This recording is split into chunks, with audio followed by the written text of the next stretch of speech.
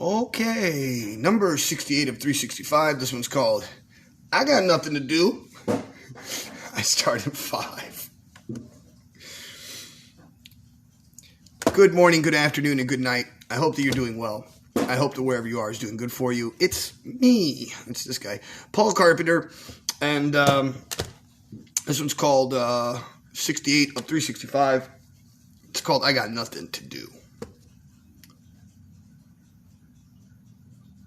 Hey, I got nothing to do. I don't have any responsibilities. And I have no reason to work. The only reason I do have to work is because I choose to. Because otherwise, my life has been taken care of on some weird level. I have a place to stay. I have food. What else do you really need in this life? Really? So I have nothing to do. And I have no money. I don't like working, like a job, because then somebody tells me what to do and I just freak out and I just tell them to go screw themselves and I leave. And I won't accept, somebody being disrespectful towards me over a job. I don't know. Maybe that's just me being disrespectful to myself because I don't want to have in some way, shape, or form. I don't know. I don't know.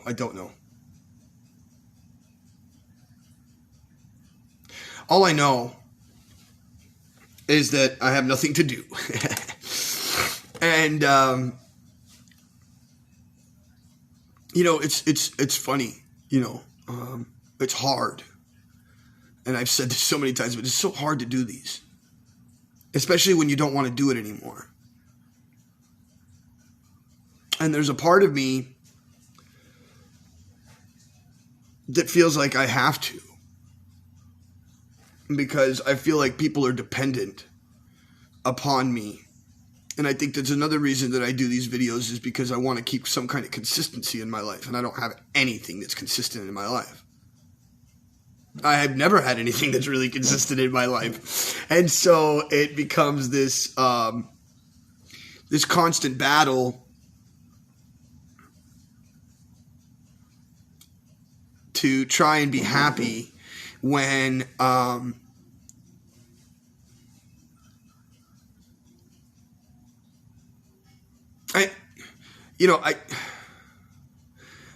if you know me and you meet me out on the street, or like for instance, like last night I went to the karaoke, and I meet new people, and I did a magic trick for somebody, and this woman was just so ecstatic and happy that I did magic for her. And my friend who I've been teaching magic to, who's the manager at Scout Bar, he smiled so big, and he's like, that's your thing, dude. That's your thing, dude. Like, that's your thing. Yet, being that I have that thing, I can't do it anywhere. I'm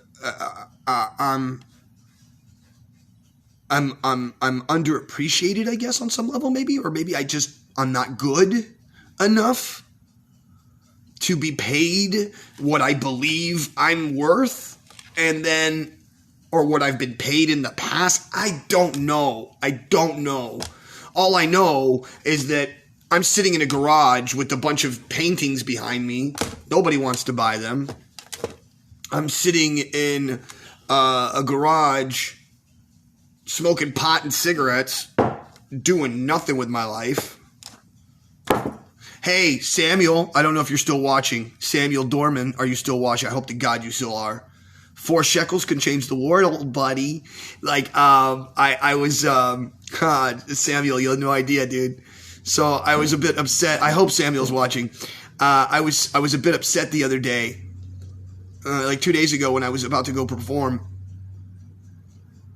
And it was because, I ended things in my relationship again, and so I was a bit bummed out, but I had to go on stage.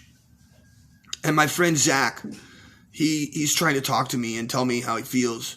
Andy Platt, I hope you're doing well. I miss you. I spoke to your mom recently. And so And anyways, so I'm sitting there and I'm having this this moment. And man, now I think I totally forgot what I was going to tell you because Chad jumped in and said, Samuel Dorman. So the story is he's trying to make me feel better, and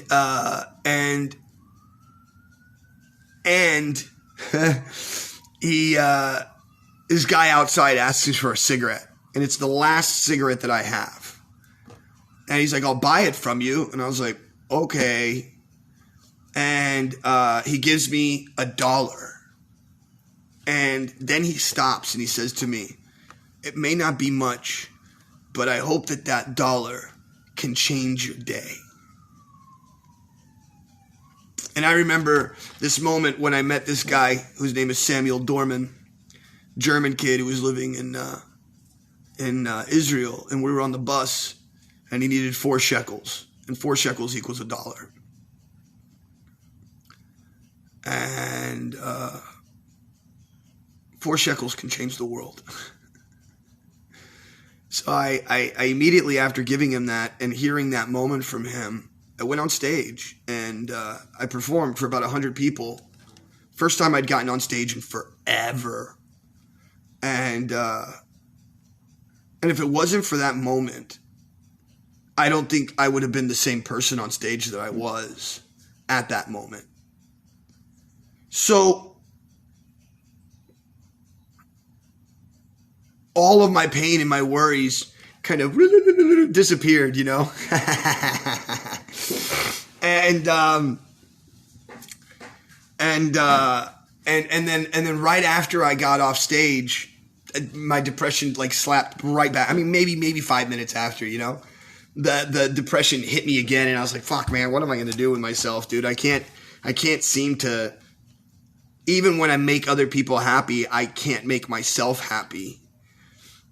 And that's a very weird, like rough place to be because I don't want to be depressed. I don't want to be angry. I don't want to be any of those things. Right. And so, you know, what's really weird to me is that yesterday we had like 11 to 12 people in here at one point and now barely have 3 people. And the first 2/3 of this was me by myself. And it's so weird to me because when I'm talking to the camera and there's nobody there, it's harder for me to talk into the camera. I mean, I could do it either way, but I feel as though there's like some kind of connection happening when I do have people here. And so I don't know that makes a difference. I'm not sure that because of people, I'm going to say some kind of prophetic bullshit. I don't know. The thing I do know is that I have nothing to do. I'm sitting, I have no way to drive. I have no car. The car that's behind me is not mine. And so I have no house, no wife, no car, no kids. Been like that for like 20 something years. And to tell you the truth, it's a lot easier to live this way. You might be like, but Paul, you're super depressed all the time. And, you know, look at this shit. You don't sleep for crap. And on some level, yeah, it's true. On another level, it's like, yeah, but I have all the freedom in the world to do whatever I want, to go wherever I want. And you'd be like, but you're broke. How are you going to get there? I don't know. I usually make it, you know. Part of me just wants to disappear. Part of me just wants to run away. Like, I don't know, go to Israel or something and go live in the streets there. I mean, I probably wouldn't live in the streets in Israel anyways, because I'm sure somebody would help me out or direct me to where I should go because I have so many people in Israel.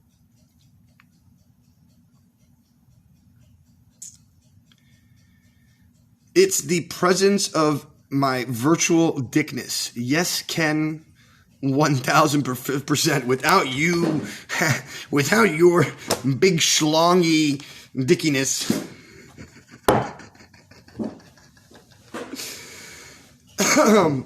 Ken Freeman is his name, Chad. Good kid. Nice guy. I don't know what you said earlier, but you said something Cool. I talked to Tamara Fine a few minutes ago, USDOJ in Baltimore, about my Bitcoin account. And that's good, man. I'm happy, bro. I hope to God you get your money, Chad, bro. Nobody knows this about my friend here. My friend is Chad. And I've known him since high school. And for the past, I don't know how many years, his Bitcoin wallet had been messed with. And he's got a shit ton of money in there. And he's having to talk to the DOJ and a bunch of people. And there's just a fucking hoopla just so he can have what he's supposed to have already anyways. What? And I feel, here's weird, to do a little flex, Chad. I feel like I have a fucking bunch of Bitcoin and my email address has been fucked with and I can't get to it. If that makes any sense to you, that's my analogy of my life. I feel like I am in your shoes, but in a totally different way. I feel like it's really weird, right? Because I wrote yesterday, I got to figure out life. And my friend's like, dude, don't even, whatever. It's like, who gives a shit,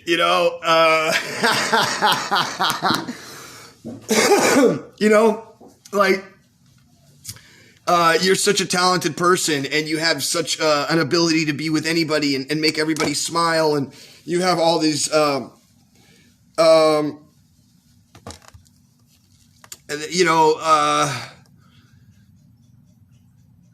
you're bilingual. You should be able to find a job in 2 seconds. So, what's wrong with you, man? Why are you depressed? All you need to do, Paul, is just find something to do, right? Find your passion, Ken. I love you for saying these things to me, but at the same time, I know what the fuck my passions are. They're right behind you. I paint. I like to draw. I like to sing. I like to do magic. I don't want to do anything else. But here's the rub. I don't know how to make money doing it. I know how to entertain. Fuck me, bro. I think I'm pretty good at it. And every time that I do it, it doesn't matter what group of person I go to. It doesn't matter who they are. It doesn't matter what kind of anger is sitting inside of them, bro. I smack that shit out of them. I smack it out of them, bro. I don't care who you are. This happens so many times. I go to a table. There's that one person at the table who's like, I don't want to fucking do nothing with your magic. Fuck your magic. And they're all angry. By the end of the fucking bit, I have that person slapping me with the $20 bill saying, holy fuck, you changed my day. You made my kids happy. You did something for me.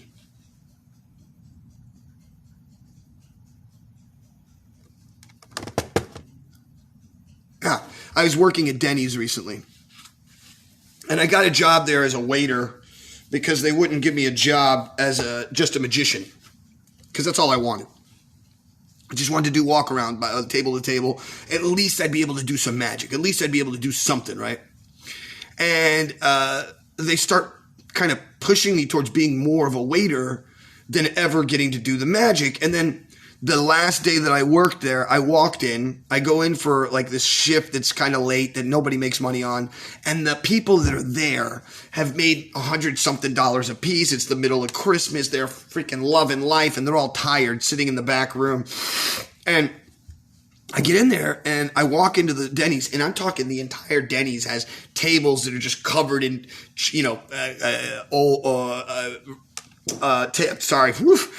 just covered in food and covered in plates because nobody had picked them up. So I walk in and they go, hey, we can't pick up the rest of the house because the dishwasher didn't show up and none of us know how to use a dishwasher. I don't know if you've ever seen an industrial dishwasher, but it's literally a machine where you lift it up, you slide in a thing of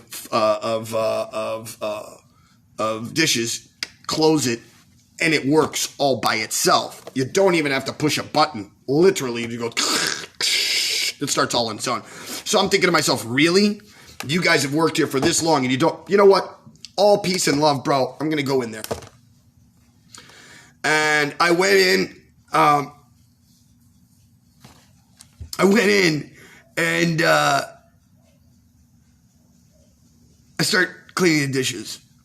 And there are like 5 or 6 or 7 or 8 bins that they use to, to bust the tables. And I'm there, and a couple glasses break. It's just onslaught of dishes, and all of a sudden, the girl who's on shift, like the shift leader, she walks up to me and she goes, "Listen, when you're done with the dishes, I need you to go out and clean all of the house too, by the way." And I literally looked at her and was like, "Fuck you." Turned around and walked right out. Had no fucking qualms in it whatsoever. And look, the analogy I do for this is this. If I was a hairdresser and I worked at anywhere, at any hairdressing location where you rent a booth, if I walked in and the booth that I was about to use had hair all over it and the person who used that booth is sitting there counting their money and they didn't clean their booth, bro, you best know I'm going to let that person know they better clean their shit before I go to work. Because I am not here to clean up your shit when you made money and you're going to make me clean your shit. Not going to fucking do it, bro. And so that attitude, that mentality right there stops me from getting jobs. Because I know that any job I go to, and I'm the guy at the job who will pick up other people's trash, will pick up other people's tables, will do anything for anybody else. And then as soon as you get into that mindset where you're willing to, I'm a team player, blah, blah, blah. Bro, the people who don't want to do shit lay everything on your shoulders.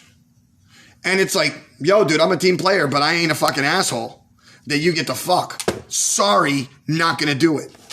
Not going to do it. And yet, here's the thing. I feel like any job you have, that's what happens to you. You end up becoming somebody else's bitch. You end up becoming somebody else's workhorse. You start living somebody else's dream. I'm not here to dream anybody else's dream but mine. I'm not, dude. I'm not going to do it. I'm not going to go work for somebody else. I would much rather, believe it or not, I'd rather be pissed off and angry that I don't have a job and I have no money than to actually go get a job and be angry that I have a little bit of money and that I have a job that's pissing me off.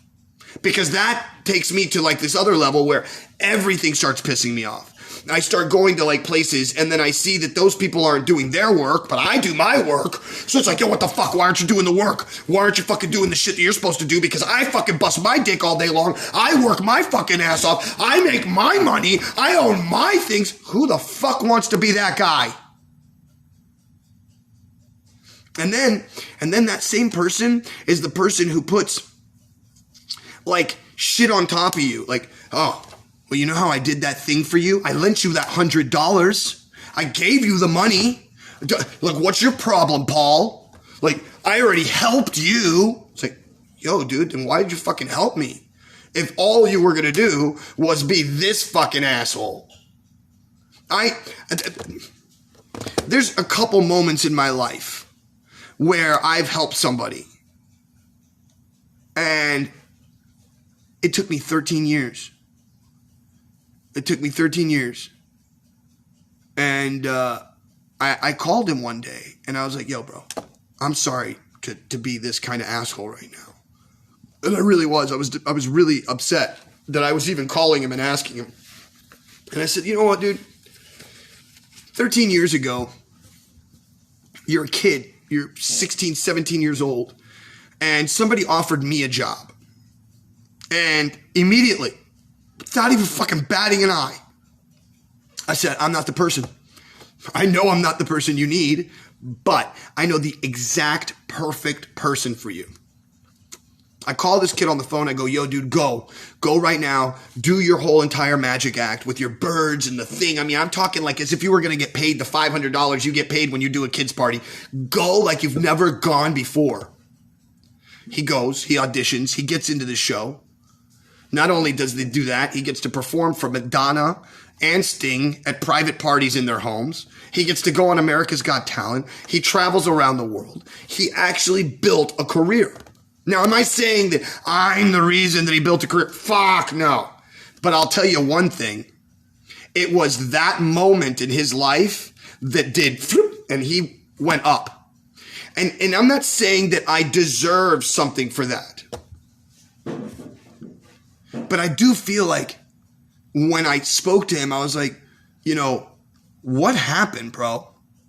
Because I'm just wondering, in that 13 years since I just gave you a pickup, I didn't really do anything else because he could have said no. He could have never gone to the audition. He could have fucking been in the band for 3 weeks and then said, fuck this, and left. He could have done a million things, but he didn't. He actually stayed, which is great. But that moment, that none of those things could have happened without me fucking making that moment happen. That me calling him on the phone. Because nobody else would have known who that kid was. That group of people who wanted that act, that magic act, specific, would have never known who that kid was unless I fucking took it to him. So I asked him, I was like, after 13 years, was there never a moment in all of the people that you've met, in all of the things that you've done, was there never that one moment when someone said, hey, I need you for a gig, and you stopped and you're like, whoa, dude, it's not for me, but I know the person it's for? Did that ever happen? Did I ever get a, hey, bro, you know, I know this is going to sound stupid, but, you really changed my life, Paul. You really did something for me that actually nobody else has done for me. Nobody went out of their way for me like that. Nobody did this for me like that. I just spent 2 days getting somebody out of jail for them to look at me and say, did you throw me in jail because you were angry? Like, what? Well, I've done some pretty hectic, fucked up shit in my life. But I would absolutely fucking never call the cops on somebody because they didn't show up to a birthday party that I put together. Or they didn't answer their phone on time. What the fuck that means?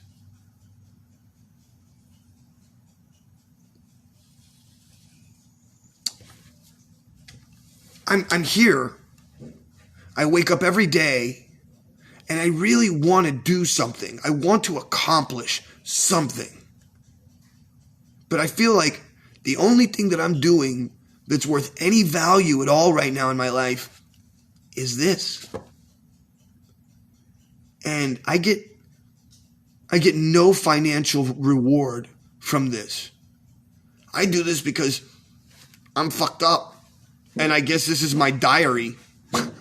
And you guys get to join me in my diary on a daily, which I appreciate. There's like 8 people in here, and I love the fact that this thing is growing this time, because this time last year, I didn't have 8 or 9 or 10 people watching.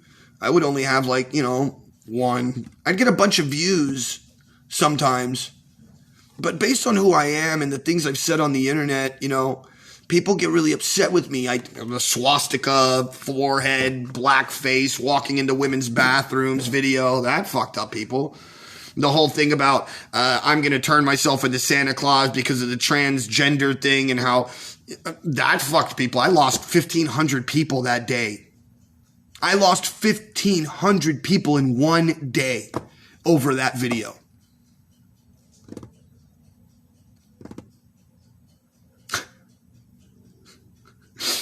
And it's just like, because I have an opinion, because I see things for what I feel like they really are. And I didn't say anything crazy, by the way. I said, listen, I'm going to turn myself into a guy who lives in the North Pole. I'm going to gain a lot of weight and make toys. And then once a year, I'm going to travel around and give people gifts.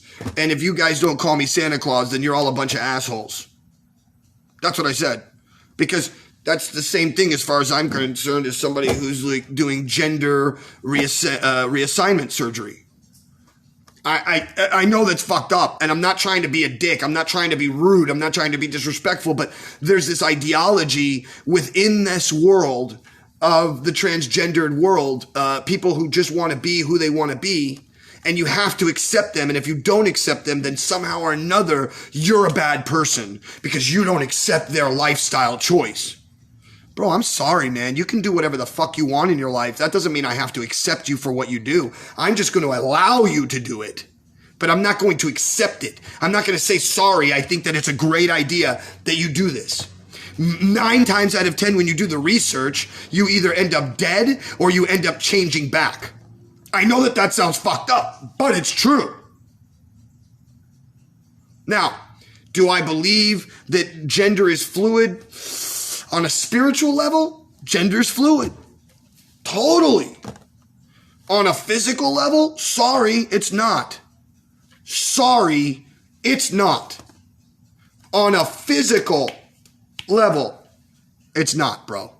There's 3 genders: man, woman, hermaphrodite, androgynous. If you could even call androgynous one of those. I don't think you can.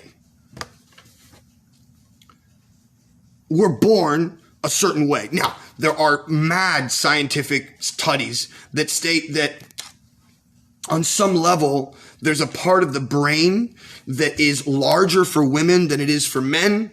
And there's also another part that is larger for men than it is for women. And there are people who are men who have larger versions of the women's aspect, which makes them more feminine and leads them in that direction.